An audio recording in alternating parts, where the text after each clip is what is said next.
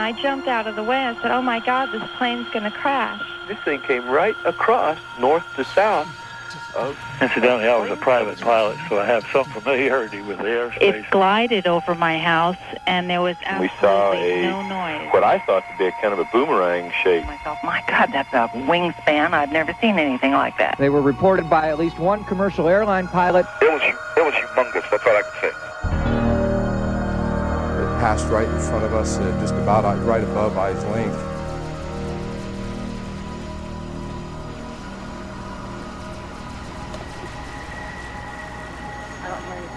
No, I don't hear anything. What in the hell is that? It's wide.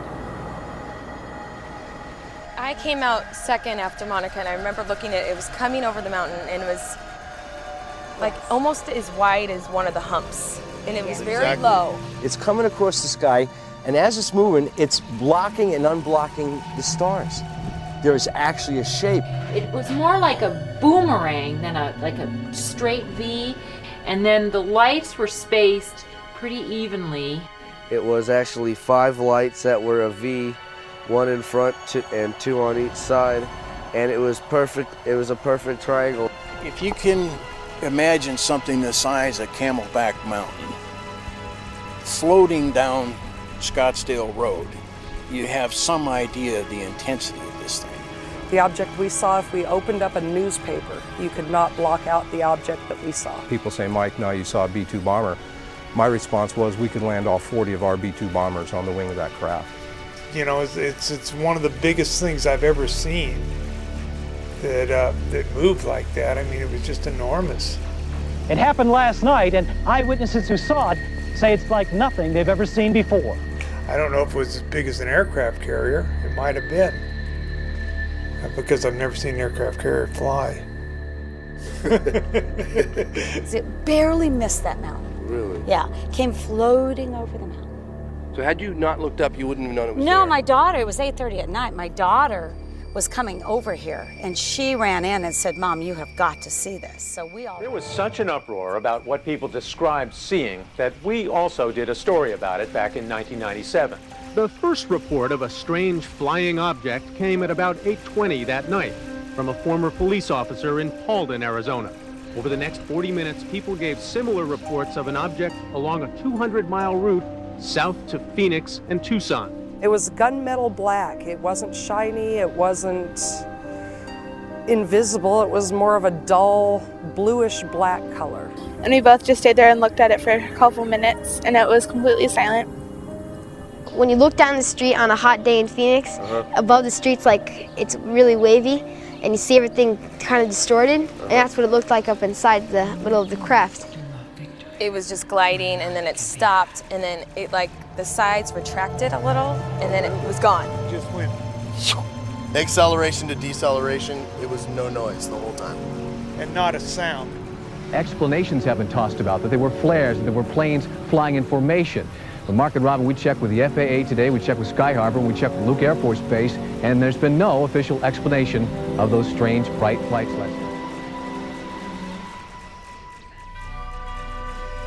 Well, I'm going to order a full, investigation of this through DPS. We're going to make all the necessary inquiries, and we're going to get to the bottom of it. We're going to find out if it was a UFO.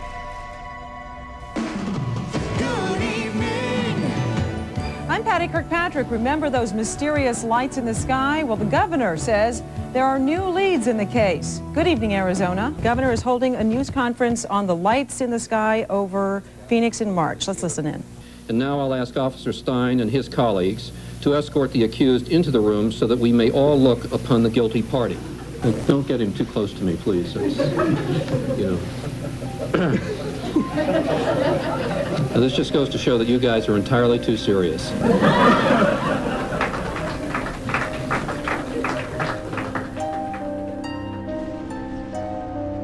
I think what really irritated me was the joke the governor pulled with the Martian.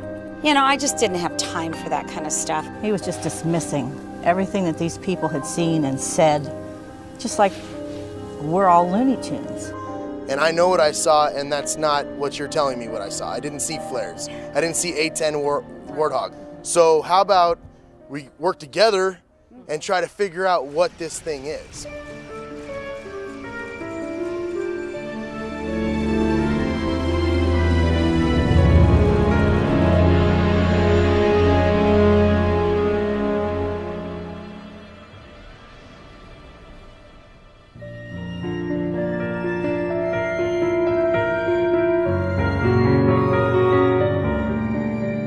So when you hear someone says they saw a UFO, you think they're crazy? Yes, I think they're crazy, yes.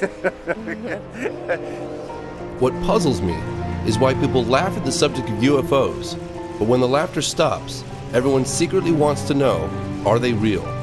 You see that now? See a big one? See it going? Do you see it? Jeez. I don't know if I want to know if UFOs are real, because then that raises a lot of other issues. Who are they? Why are they here? Are they going to hurt me? Do they have chocolate? When I told my father I wanted to make a documentary about UFOs, he said I was crazy. In fact, my whole family did. And 95% of the time, this stuff is crazy. But the remaining 5%, that is what keeps me going. This man in the saucer, can you describe him? What year was this taken, do you know? I'm James Fox, and I've been curious about UFOs for a long time. If you look down at the very bottom, there's the little disc. Very curious. Look at that. Evidently, the Air Force is curious too. In pursuit of this obligation, And in 1952, they admitted it. we have received and analyzed between 1,000 and 2,000 reports. There have been a certain percentage of this volume of reports that have been made by credible observers of relatively incredible things.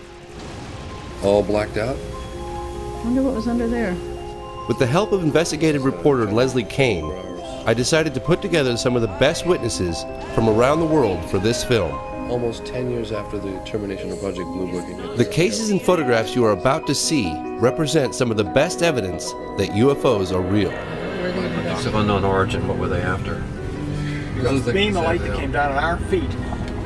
Ms. James? Beams were going down into the WSA. Hey, we are all in the limo and we're on... The operator in the tower would verify that, and several of us. So they were looking for fissile material. I hear the same question over and over. If UFOs are real, then surely someone in the know would be talking. So what time are we actually going on the air? Or do we I think 6 o'clock, you guys. Hey, Chris. You want us to all sign in individually? Yes, we need everyone.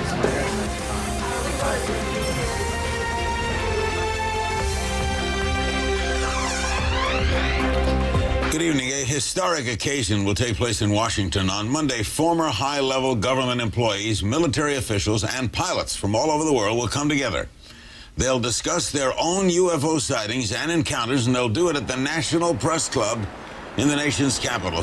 This group has gathered together to call on the United States government to take an active role in investigating cases involving unidentified flying objects. James Fox, will you be there Monday too? Absolutely, yes. To establish the fact that the phenomenon is real and it's happening worldwide. Fife, are we now saying that the United States is taking this seriously, or is this just an event?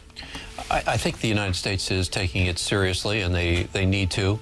It's long overdue. And you're going to moderate it, right? I'm going to moderate it.